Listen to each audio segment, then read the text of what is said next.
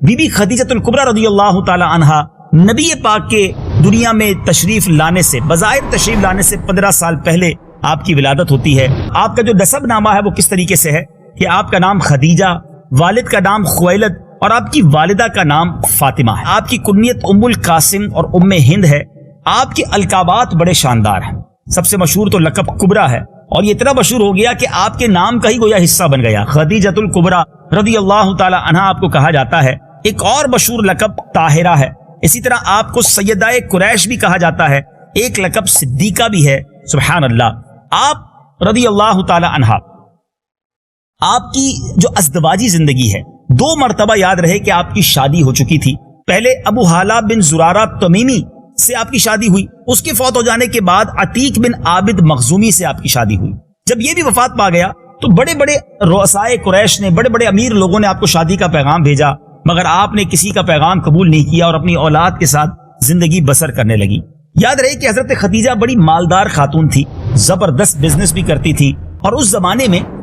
عرب کے لوگ شام میں اپنا مال بیچنے کے لیے لوگوں کو بھیجا کرتے تھے اور ان کو بھی کچھ نفع دیا کرتے تھے۔ کاروبار کے 2 طریقے تھے کہ آپ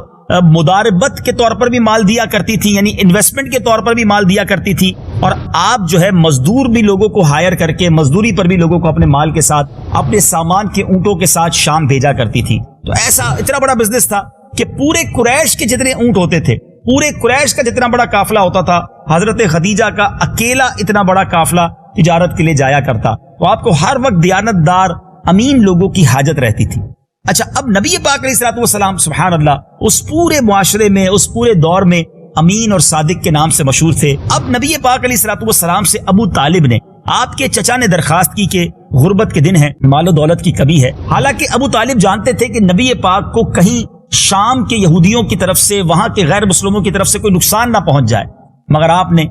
نبی پاک سے عرض کی کہ چونکہ اب ہماری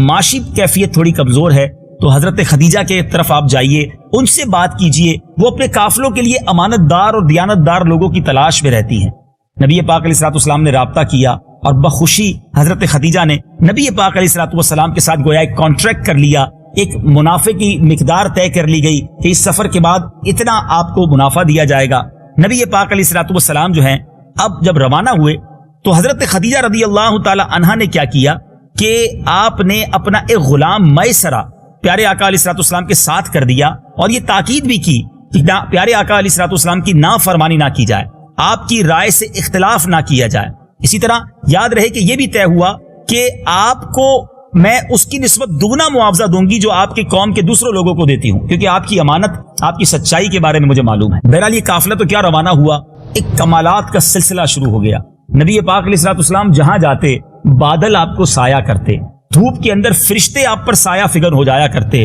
آپ نے جب مال بیچنا شروع کیا تو اتنا منافع ہوا، میسرہ کہتے ہیں میں نے زندگی میں کبھی اتنا منافع نہیں دیکھا۔ نبی پاک کی برکتیں گویا ظاہر ہونا شروع ہو گئی، اور جو غلام میسرہ تھا، جو حضرت خدیجہ کا گویا نمائندہ تھا، مگر وہ گویا نبی پاک کا غلام بن کر رہ گیا۔ الحمدللہ اب یہ قافلہ جب واپس آنے لگا تو حضرت میسرہ نبی پاک سے عرض کرتے ہیں کہ حضور آپ ایسا کریں کہ آپ پہلے چلے جائیں اور حضرت خدیجہ کو جا کر خود بتائیں کہ کتنا بازار میں، کتنا اس کاروبار میں نفع ہوا ہے، ان کو خوشخبری دیجیے۔ نبی پاک جب جانے لگے، حضرت خدیجہ اپنے گھر کی چھت پر کچھ خواتین کے ساتھ بیٹھی تھی۔ دور سے جب نبی پاک علیہ الصلوۃ والسلام کو آتے دیکھا، وہ دیکھ کر حیران رہ گئیں کہ نبی پاک کے سر اقدس پر گویا فرشتے سایہ فگر ہیں، آپ پر سایہ ہو رہا ہے۔ بہت غور سے دیکھا، نبی پاک تشریف لائے، اور اس کے بعد جب حضرت میسرہ آئے اور انہوں نے آ کر حضرت خدیجہ کو وہ سارے واقعات سنائے کہ قدم قدم پر کس طرح ان کی برکتیں ظاہر ہوئیں، اور حضرت خدیجہ رضی اللہ تعالی عنہا نے گویا یہ جان لیا کہ آپ اللہ کے نبی ہیں،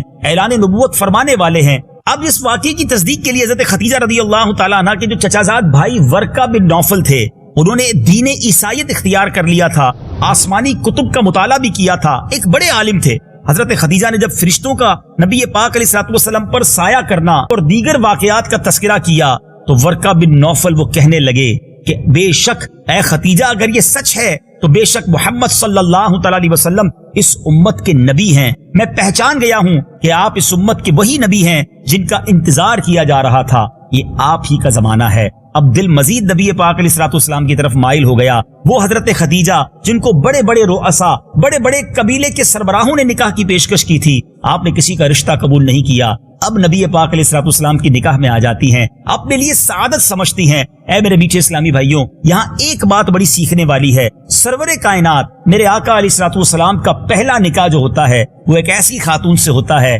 جو شادی شدہ ہیں, نبی پاک سے عمر مبارک میں بھی زیادہ ہیں, مگر پیارے آقا علیہ الصلوۃ والسلام نے اس نکاح کو کر کے بہت ساروں کے لیے ایک زبردست لیسن بھی دیا ہے کہ بعض اوقات اپنے سے زیادہ عمر کی خاتون سے کوئی شادی کرنا نہیں چاہتا, کسی بیوہ سے لوگ شادی کرنے کو معاذ اللہ اپنے لیے کمتر سمجھتے ہیں, لیکن سبحان اللہ نبی پاک کا پہلا نکاح ان کے ساتھ ہوتا ہے, اور پھر یہ جوڑا کتنا مبارک ہے. سبحان اللہ, حضرت خدیجہ رضی اللہ تعالی عنہا ہی وہ ہستی ہیں جن کے یہاں خاتون جنت بی بی فاطمہ الزہرا رضی اللہ تعالی عنہا کی ولادت ہوتی ہے. میرے آقا کی جگر کا جو ٹکڑا جنہیں کہا گیا, بی بی فاطمہ کی والدہ, اور دوسرے لفظوں میں حسنین کریمین رضی اللہ تعالی عنہا کی جو نانی جان ہیں وہ حضرت خدیجہ رضی اللہ تعالی عنہا بنتی ہیں. سبحان اللہ, وہ کیسی ماں ہیں جن کی بیٹی جنتی عورتوں کی سردار اور جن کے نواسے جو ہیں وہ جنتی نوجوانوں کے سردار.